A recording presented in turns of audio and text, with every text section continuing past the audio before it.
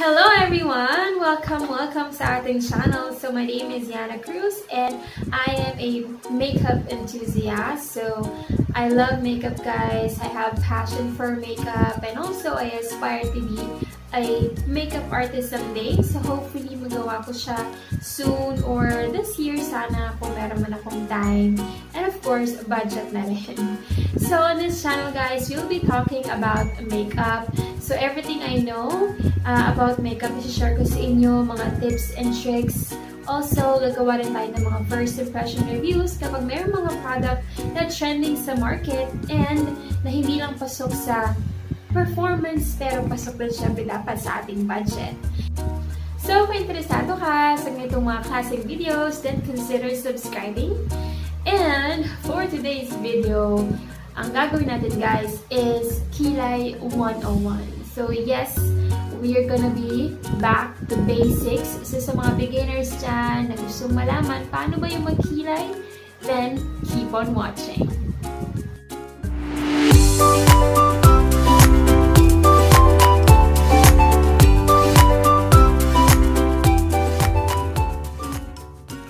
Okay, so let's move on sa tools na kailangan ninyo kapag lilinisin nyo ang inyong kilay.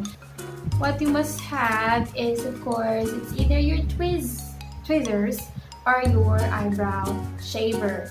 So, kahit ano, whichever you prefer, guys, both works. So, ako, parehas ko silang ginagamit kung ano man yung gusto ko. And, if kagamit ka ng eyebrow shaver, I suggest, para hindi ka magsugat o hindi masugatan yung kilay mo, is lagyan mo muna ng pulbos. Yung brows mo. So, any kind of powder will do, loose, baby powder, basta pulbos, lagyan mo siya, and then tsaka mo siya i-shave para mas smooth yung takbo ng blade sa inyong eyebrows and hindi kayo masugatan, especially kung bago yung inyong pang-ahit ng kilay. Okay? Now, for the tweezers naman is, okay yung tweezers kapag gagamitin nyo siya kasi yung tubo ng hair niya is, or yung hair nyo is mas smooth and mas matagal compare kapag gumamit ka ng pang-shave. Okay?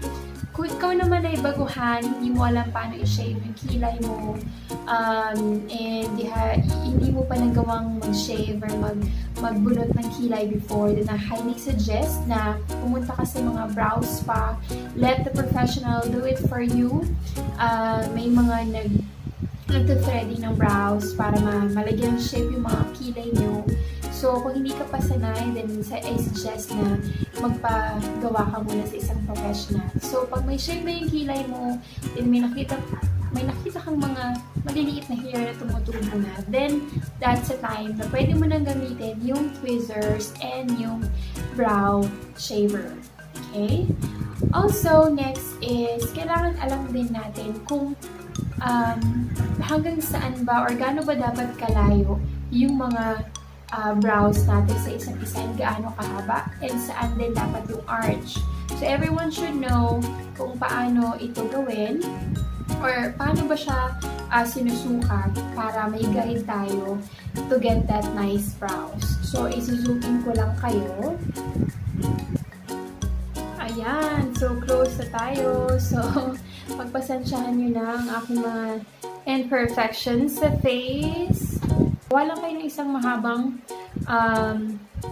tool na pwede nyo pang-sukat. So, dapat siyang straight. So, I'm using my spoolie here. Yan. Volume curve. Ito yung ng nose natin. And then here, yan, straight lang.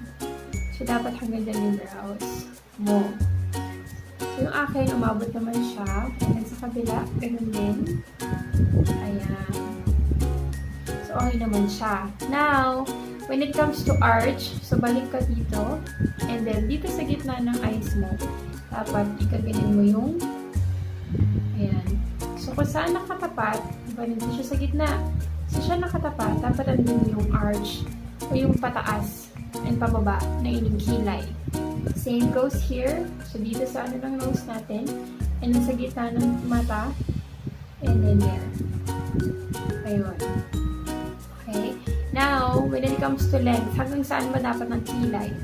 So, kung susukatin siya, dapat nandito naman sa gilid ng nose ang inyong pangsukat, and then sa gilid ng eyes. Ayan. So, kung ano man yung ayan siya. So, it means na maikli yung kilay ko. So, aayusin natin yan mamaya. Then, susukatin natin siya ulit. Same goes here. So, ayun, maikli nga siya. Ayan. So, ayun yung pagsukat, guys, or yung guide nyo para magawa niyo yung tamang pag-apply or pag-shape ng inyong brows. Alright, so now, punta naman tayo sa isang tool na dapat meron ka kapag nag-a-apply ka ng brow products. So, this is called spoolie. Okay, para saan ba si spoolie? Si spoolie ginagamit, guys, para yan, pang brush ng iyong brow hairs para kung saang direction mo siya gustong papuntahin. Also, ginagamit din to para pang blend ng yung mga brow product. So, kung wala kayong ganito, is you can find it sa mga products na bibilin nyo or mga brow products na bibilin nyo. So, kung ikaw ay beginners, I highly suggest that you start with a pencil. A pencil type ng pangkilay para mas kontrolado nyo at mas ma-shape nyo or mas ma-shape nyo ng maayos yung brow since beginner pa lang kayo and hindi nyo paggamay masyado yung pag-apply ng brow. So, I highly suggest that you get the pencil type. Okay? Kung hindi naman pencil type, then you get a retractable type ng brow product. So, example ng pencil type is this. So, ito, ginagamit ko rin to, guys. This is the Fashion Brow ng Maybelline. So, what's good about this product is yun nga, kung wala kang spoolie, may kasama na siyang spoolie. So, ayun. Diba? Alright, so, ayan o. Mabilis na siyang pumutay. Ang cons lang dito is, of course, syempre, kailangan mo siyang tasahan kapag hindi na siya matulis. Kasi, kapag nag-a-apply ka ng brow products, you have to make sure kapag gumagamit ka ng pencil is lagi siya dapat matulis. Kasi nga, kapag hindi na, nagiging makapal na yung pag-apply niya.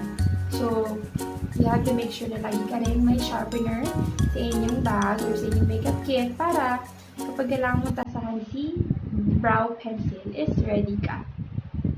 Now, kung ayaw mo naman yung nagtatasa, then you can actually get the retractable ones. So, this is also this is from KILAY. This is in the shade taupe. So, ito, ayan. This is a retractable pencil. So, ayan. Ganito yung kadami ng product na pwede nyo makuha sa kanya, guys. And, what's good about this product is retractable na nga siya. And also, may spoolie na rin siya. Ayan. Okay, so let's move on sa pag-apply naman ng mga brow products. So, ituturo ko sa inyo kung ano ba yung nag-work sa akin. And hopefully, mag-work din siya sa inyo. So, i-zoom in ko lang kayo. Ayan. So, close na naman tayo mga beshi. So, ayun na nga. So, ang i-apply natin, guys, is dalawang product. So, one side, so this side will be the pencil from Maybelline. And then the other side will be the from KILAY. Para makita rin natin yung difference nila. Okay? So, since may spoolie na si Maybelline, ito na lang din yung gagamitin ko para i-brush yung aking mga brows. So, ayan. Kita nyo naman, diba? May mga parts na wala akong kilay. Ayan o. So, kapag na-brush ko na siya sa direction na gusto ko, what I usually do is, I start here. Okay. Sahan si brow pencil is ready ka. Na, kasi, ipa-follow ko lang yung Ipa-follow ko lang yung pababa niya.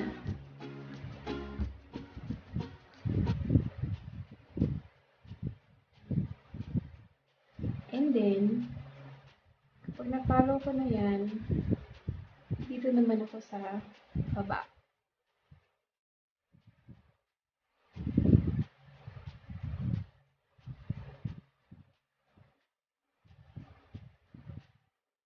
So, gagawin ko lang siya ng line. So, kung beginner ka, huwag kayong diretsong ganon. So, paunti-unti, guys. Ayan. So, bakit ko siya inuna dito? Kasi, para pag kinuha ko na to, or naglagay na ako ng line dito, may susundan ako pababa.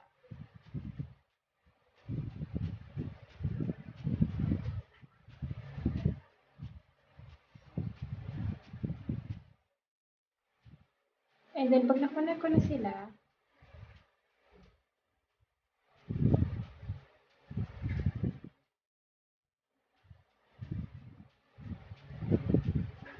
ako medyo fill in na dito. Ayan. Ayan. So, nakakonect na yung sa taas, ay dito sa gilid, and dito sa baba. Susundan lang din natin ulit siya dito. Ayan. So, medyo habaan mo lang siya. Then, brush para hindi siya masyadong intense. So, dito naman tayo sa taas.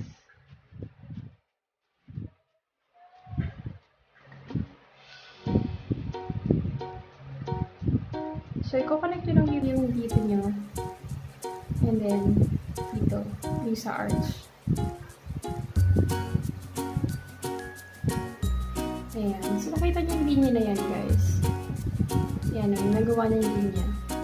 Make sure na i-add siya ng spray para hindi siya halatang naglinya. Para ma-blend out na maayos yung product. There. So, dito naman ulit. Kung gusto nyo lang balikan, that's fine. Then, go straight here. Pero dito, dapat, dito sa part na to, dapat sobrang light lang yung pressure. So, kung mag-a-apply ka ng brows or ng brow product, from here, usually dapat, dito yung medyo madami yung product, guys. Kasi dapat dito yung mas makapal o dito yung mas maitim compare dito. Kasi ang gusto natin ma-achieve is, kahit nagkikilay tayo, is yung mukhang normal pa rin yung kilay natin. Hindi yung nagmukha na siyang square type dito kasi same lang yung amount ng product na in-apply mo. So, gusto pa rin naman, kahit na nakikilay tayo, gusto pa rin naman natin na magmukhang, alam mo yun, normal and natural siya. So, kung may mga parts na gusto ko pang i-improve or feeling mo kulang pa, dagdagan mo lang.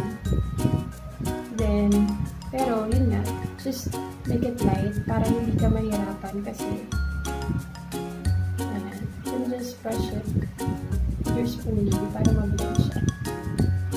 Okay.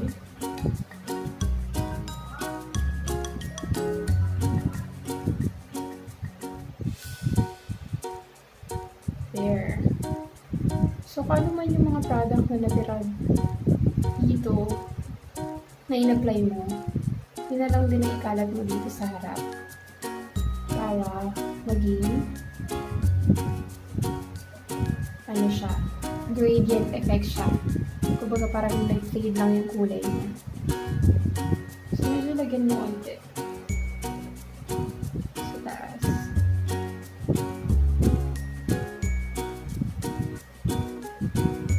And then sa baba. And then brush it. There.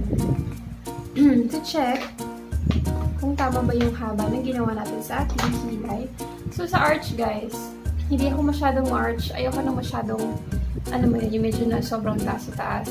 And, it's still up to you. Ano ba yung mas preferred nyo? Kasi ako, gusto ko lang talaga yung diretsong ganyan, then bababa. Pero ayoko yung super, ano mo yun, yung sobrang ganun na arch. So, it's still up to you. Kung ano yung preferred nyo, iba-iba tayo ng preference. So, para sa akin, Ganon. And, yun. So, hatin na natin. So, ito siya. Ito yung dulo ng aking eyes. So, ayan, di ba? Umabot na siya. So, this means na okay na siya. And also, dun sa arch naman natin. Ayan. So, ayun yung pababa niya. Yun lang din talaga yung gusto ko sa mga pencils or retractables kasi super natural nila tignan compare sa mga homemade, sa mga gel type, and sa mga wax and powders. So, para sa akin, natural pa rin silang tignan. Gawin naman natin yung kabilang brows. So, para sa akin, okay na ako dyan. Let's move on to the other side. So, gagamitin natin si KILAY.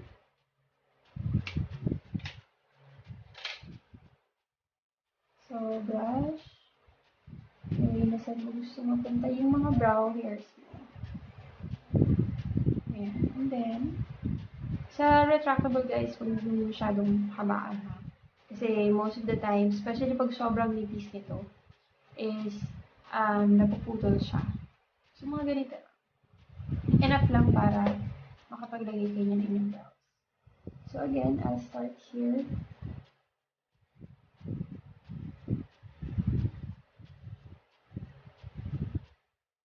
Ayan. So, may linya na ako. Then, it's either sa taas ako sisimula or sa baba. Pwede naman sa taas.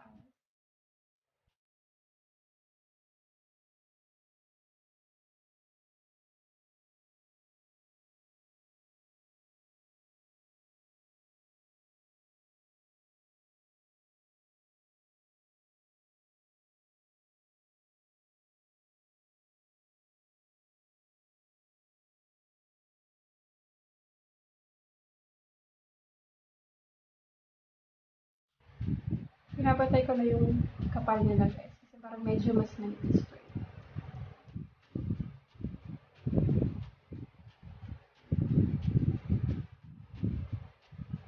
There. Sabay ko lang dito.